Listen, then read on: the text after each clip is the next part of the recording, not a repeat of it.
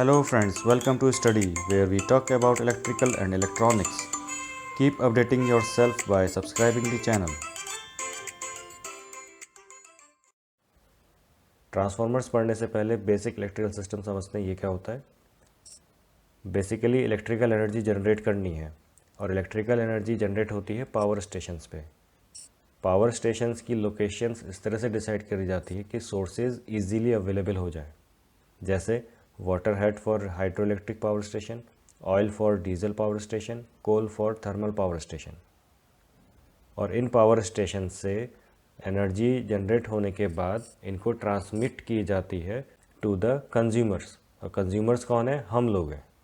Cities में हम लोग रहते हैं, टाउन्स में रहते हैं, विलेजेस में लोग रहते हैं, तो वहाँ पे इलेक्ट्रिसिटी की रिक्वायरमेंट है। ठीक है। और एक बात का ध्यान रखना, इलेक्ट्रिकल एनर्जी का ट्रांसमिशन हाई वोल्टेजेस पर इकोनॉमिकल होता है, इसलिए जनरेटिंग स्टेशंस पर स्टेप अप ट्रांसफार्मर लगाया जाता है। और स्टेप अप ट्रांसफार्मर का काम होता है वोल्टेज को इंक्रीज करना टू अ सर्टेन लेवल। ठीक। और कंज्यूमर साइड पर स्टेप डाउन ट्रांसफार्मर लगता है, जिसका काम होता है वोल्टेज को डिक्रीज करना टू अ सर्टेन लेवल। ठीक है। इंडिया में जो इलेक्ट्रिकल एनर्जी जनरेट होती है वो 6.6 kV या 11 kV या 33 kV इस पर जनरेट होती है। ठीक। इसके बाद स्टेप अप किया जाता है इन वोल्टेजेस को with the help of step up transformer. और ट्रांसमिशन लाइंस के लिए कितनी वोल्टेज स्टेप अप हो सकती है? 132 kV या 292 kV या 400 kV या 765 kV। ये ट्रांसमिशन लाइंस के लिए इतनी वोल्टेज है। अब ग्रिड सब स्टेशन आएगा जहाँ पे स्टेप डाउन किया जाएगा वोल्टेज को। ठीक है, अप टू 66 kV और 33 kV। यहाँ पे जो वोल्टेज होती है वो काम आती है टू फीड वेरियस सब स्टेशंस। जितने भी सिटीज़ टाउन्स के रिमोट एरियाज़ में सब स्टेशंस होते हैं, वहाँ पे जो इलेक्ट्रिकल एनर्जी आती है वो ग्रिड सब स्टेशन से आती है। और इस सब स्टेशन पर वोल्टेज जो स्टेप डाउन होती है वो अप टू 11 kV होती है। और यहाँ से जो इलेक्ट्रिकल एनर्जी सप्लाई होती है वो डिस्ट्रीब्यूटिंग ट्रांसफार्मर्स को फीड करने के काम आती है, जो कि सेक्टर्स में, कॉलोनीज़ में, इंडस्ट्री एरिया में यहाँ पे ट्रांसफार्मर लगे होते हैं।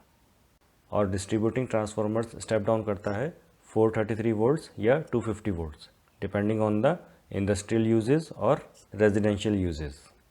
Okay, and I hope you have already seen the transformers in your areas where you are living, और maybe in grid station और substations, right. And one more thing, circuits में जो हम transformers use करते हैं electronic circuits में, वहाँ पे हम स्मॉल साइज़ के ट्रांसफार्मर्स यूज़ करते हैं। ठीक है, as you can see in the applications. So this one is the 1-to-1 transformer, which is used to electrically isolate the two parts of an electrical circuit. Second one is impedance matching transformer, जिसका function है to allow the maximum transfer of power from input circuit to output device. Another category is input transformer, interstage transformers and output transformers. ये ज़्यादातर radio and television circuits में use करे जाते हैं। Okay, these kinds of transformers are made for high voltages. So this one is testing transformers. ये testing transformers high voltage laboratories में रखे जाते हैं just for the testing purposes. ठीक, इनसे हम हाई वोल्टेज प्रोवाइड करा सकते हैं। और अगर इलेक्ट्रिक कम्युनिकेशन सर्किट्स की बात करते हैं तो उसमें वैरायटी ऑफ ट्रांसफार्मर्स यूज़ करते हैं, जैसे कि instrument transformers for metering purposes, and transformers are also employed in telephone circuits, instrumentation circuits and control circuits. And these kind of transformers you can see in the substations or grid stations. Okay, now transformer क्या होता है? Transformer एक device है जो move नहीं करता। ठीक है, उसमें दो सर्किट होते हैं, दोनों को लिंक करा जाता है एक कॉमन मैग्नेटिक कोर से, और इस कोर की वजह से दोनों सर्किट्स में इलेक्ट्रिकल एनर्जी ट्रांसफ़र होती है। ठीक है, और उसमें जो प्रिंसिपल यूज़ होता है वो इलेक्ट्रोमैग्नेटिक इंडक्शन का प्रिंसिपल काम आता है, और इस पूरे प्रोसेस में फ्रीक्वेंसी चेंज नहीं होती। ठीक है, so how can I define the transformer? Transformer is the static device which contains electric circuits linked by a common magnetic core and transfers the electrical energy from one circuit to another circuit by the principle of electromagnetic induction without change in frequency, right? और जब transformer voltage को बढ़ाता है secondary side पर, उसको हम बोलते हैं स्टेप अप ट्रांसफार्मर। जब ट्रांसफार्मर वोल्टेज को घटाता है सेकेंडरी साइड पर, उसको हम बोलते हैं step down transformer. Clear? Next is construction of transformers. अब कंस्ट्रक्शन में क्या होता है कि जो ट्रांसफार्मर होता है उसमें एक सॉफ्ट आयरन कोर होता है, और ये आयरन कोर बनता है laminated thin sheets of soft iron, ठीक है, जो प्रोवाइड करता है low reluctance path to the magnetic flux. ठीक है, तो जैसे ये थिन शीट बनाई मैंने, इसमें ही और बहुत सारी थिन शीट्स में अटैच कर दूंगा, एक स्टैक फॉर्मेशन हो जाएगा जिसकी वजह से एक आयरन कोर का शेप ले लेगा, और इसी आयरन कोर से दो वाइंडिंग्स अटैच कर दी जाती हैं, और ये दोनों वाइंडिंग्स इंसुलेटेड होंगी आयरन कोर से, और दूसरा आपस में भी इंसुलेटेड होंगे। अब इन्हीं दो वाइंडिंग्स में आप एक तरफ सप्लाई वोल्टेज लगाओगे, एक तरफ लोड लगाते हो, और इसके अकॉर्डिंगली प्राइमरी और सेकेंडरी साइड बताते हैं। तो जैसे मैंने सप्लाई वोल्टेज यहाँ पे दिया, ठीक है, और लोड यहाँ पे कनेक्ट कर दिया, तो हमेशा ध्यान रखना जिस वाइंडिंग से सप्लाई वोल्टेज कनेक्टेड है वो वाइंडिंग प्राइमरी वाइंडिंग होगी, और जिस वाइंडिंग से लोड कनेक्टेड है उसको हम सेकेंडरी वाइंडिंग बोलते हैं। अब यहाँ देखो, एसी सप्लाई वोल्टेज लोड दोनों को इंटरचेंज कर दिया, तो जहाँ से एसी सप्लाई वोल्टेज कनेक्टेड है उसको हम बोलेंगे प्राइमरी वाइंडिंग, और जहाँ से लोड कनेक्टेड है उसको सेकेंडरी वाइंडिंग। ठीक है, बुक्स के अकॉर्डिंगली ये मत सोचना कि केवल लेफ़्ट साइड में ही सप्लाई वोल्टेज लगती है तो बस वहीं लगा सकते हैं हम, आप कहीं भी लगा सकते हो। बुक्स में डायग्राम जो बनाते हैं वो रेफरेंस के लिए होता है, इसीलिए उसमें हमेशा लेफ़्ट साइड में एसी सप्लाई देते हैं, इसलिए लेफ़्ट साइड में वो प्राइमरी वाइंडिंग कंसिडर करते हैं उसको। लेकिन कंसेप्चुअली आपको ये ध्यान रखना है जहाँ से एसी सप्लाई वोल्टेज कनेक्टेड है वही मेरे लिए प्राइमरी वाइंडिंग होगी। ठीक है, अब बात करते हैं हाई वोल्टेज वाइंडिंग और लो वोल्टेज वाइंडिंग की। तो जहाँ पे नंबर ऑफ टर्न्स ज़्यादा होते हैं that will be treated as high voltage winding, और जहाँ पे नंबर ऑफ टर्न्स कम होते हैं that will be treated as low voltage winding. ठीक, ये फिक्स रहेगा वाइंडिंग्स के हिसाब से। तो स्टेप डाउन ट्रांसफार्मर के केस में high voltage winding is treated as primary winding, जैसा कि ये केस दिख रहा है आपको, और जो इससे पहले केस पड़ा था वो स्टेप अप ट्रांसफार्मर का केस था जिसमें लो वोल्टेज वाइंडिंग को हम प्राइमरी वाइंडिंग बोलेंगे। ठीक है, आगे की थ्योरी के लिए मैं लेफ़्ट साइड में एसी सप्लाई लगा रहा हूँ और राइट साइड में लोड लगाऊंगा। ठीक, next is working of the transformer. Assuming number of turns in primary windings as N1, number of turns in secondary windings as N2। जब प्राइमरी वाइंडिंग्स N1 कनेक्टेड होती है एसी सप्लाई मेन से, current flow होगा, और क्योंकि primary windings linked हैं किससे, magnetic iron core से, तो जो करंट फ्लो हो रहा है प्राइमरी वाइंडिंग्स में इसकी वजह से एक मैग्नेटिक फ्लक्स इंड्यूस होता है, let's say magnetic flux as phi, और फ्रीक्वेंसी सेम होती है जैसी सप्लाई वोल्टेज की होती है। तो ये फ्लक्स फाई लिंक करता है सेकेंडरी वाइंडिंग्स N2 से, ठीक है, और ईएमएफ इंड्यूस हो जाता है सेकेंडरी वाइंडिंग N2 में, और सेकेंडरी वाइंडिंग से अगर लोड कनेक्टेड है तो करंट फ्लो होना शुरू हो जाएगा। ठीक है, और जो यहाँ पे ईएमएफ इंड्यूस हुआ था उसकी फ्रीक्वेंसी भी सेम होती है सप्लाई वोल्टेज के। तो इस तरीके से हम कह सकते हैं कि एनर्जी ट्रांसफॉर्म हो रही है from one circuit to another circuit by the principle of electromagnetic induction and without any change in frequency. ठीक है, एक बात का और ध्यान रखो, यहाँ पे फ्लक्स फाई सेकेंडरी वाइंडिंग से तो लिंक कर रहा है, साथ के साथ प्राइमरी वाइंडिंग से भी लिंक कर रहा है, जिसकी वजह से क्या हो रहा है, सेल्फ इंड्यूस्ड ईएमएफ जनरेट हो रहा है प्राइमरी वाइंडिंग्स में, और ये अपोज करता है अप्लाइड वोल्टेज का, और इसमें जो सेल्फ इंड्यूस्ड ईएमएफ है उसको बोलते हैं बैक ईएमएफ। तो ये तो मैंने आपको ओवरव्यू दे दिया ट्रांसफार्मर के बारे में, अब इसको डिटेलिंग में पढ़ते हैं।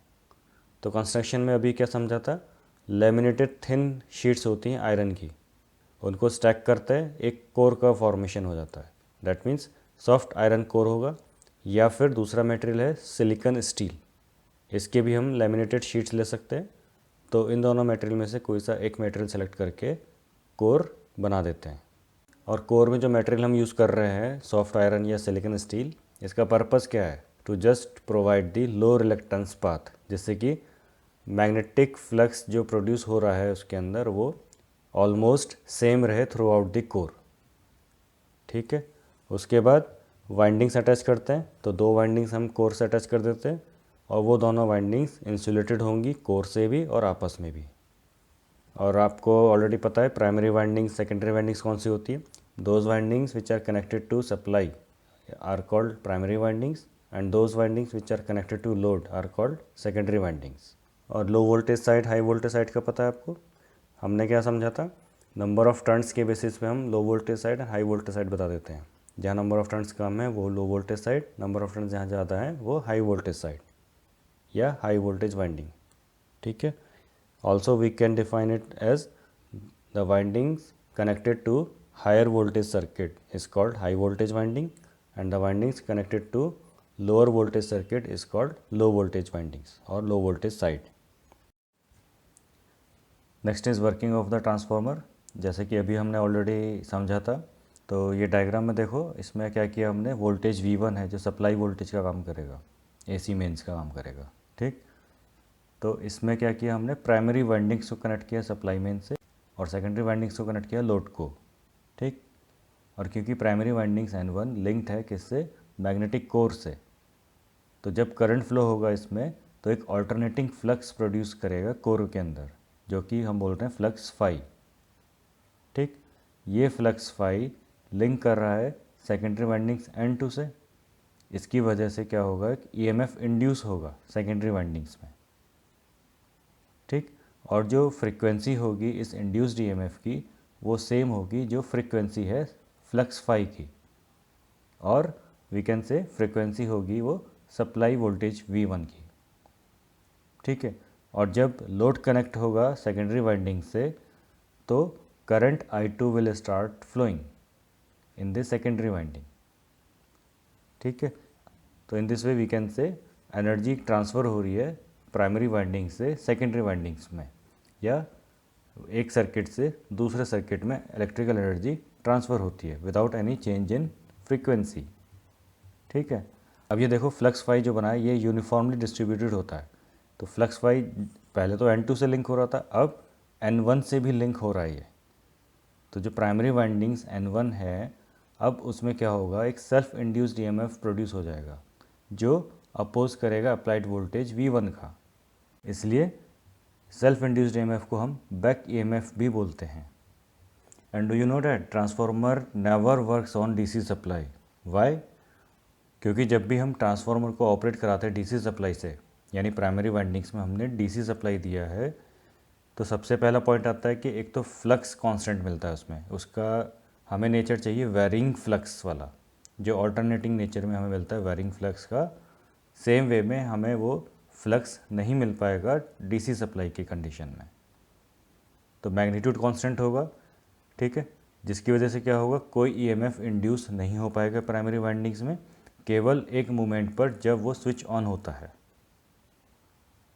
राइट, तो इसलिए EMF इंड्यूस नहीं हो पाता सेकेंडरी वाइंडिंग्स में, therefore the secondary current will be zero. Right, और एक और पॉइंट है इसमें, जब DC सप्लाई से कनेक्ट करते हैं तो प्राइमरी वाइंडिंग का रेजिस्टेंस बहुत ही कम होता है, जिसकी वजह से हैवी करंट फ्लो होता है, और जब हैवी करंट फ्लो होगा किसी वाइंडिंग से तो वाइंडिंग ओवर हीटिंग की वजह से जल भी सकती है, यानी winding will burn out. So due to these reasons transformer never operate on DC supply. Clear? Now let's understand the ideal transformer, कि आइडियल ट्रांसफार्मर में कौन से ऐसे पैरामीटर्स हैं जो हम कंसिडर करते हैं, जिसके बेस पे प्रैक्टिकल ट्रांसफार्मर्स डेवलप किए जाते हैं या मैन्युफैक्चर किए जाते हैं। ठीक है, तो आइडियल ट्रांसफार्मर का मतलब है कुछ हाइपोथेटिकल कंडीशंस होती हैं that should be fulfil. Practically that's not possible, but we can approach towards those parameters. Right, so first point is there should be no winding resistance, यानी कि ohmic power loss and resistive voltage drop दोनों ही zero होने चाहिए। Second is no magnetic leakage, यानी कि जो flux develop हो रहा है वो कन्फाइंड होना चाहिए कोर से ही, कोर और लिंक से, दोनों से। यानी जो फ्लक्स डेवलप हुआ है पूरा का पूरा फ्लक्स कोर में होना चाहिए और दोनों वाइंडिंग से लिंक करना चाहिए, कोई भी फ्लक्स लीक नहीं होना चाहिए। ठीक। Third is there should be no iron loss, that is hysteresis and eddy current losses must be zero. Last is zero magnetising current, that means जो परमेबिलिटी होती है कोर की वो इनफाइनाइट होनी चाहिए, रिलेक्टेंस ज़ीरो होना चाहिए। ये 4 कंडीशंस हैं आइडियल ट्रांसफार्मर के लिए जो फुलफ़िल होनी चाहिए, but practically it's not possible. तो अगर आइडियल ट्रांसफार्मर को डिफाइन करने कैसे करोगे? A transformer having these ideal properties is hypothetical and is referred to as ideal transformer. Okay. Thank you for watching. You may spread the knowledge by sharing the link, and for more updates please subscribe the channel.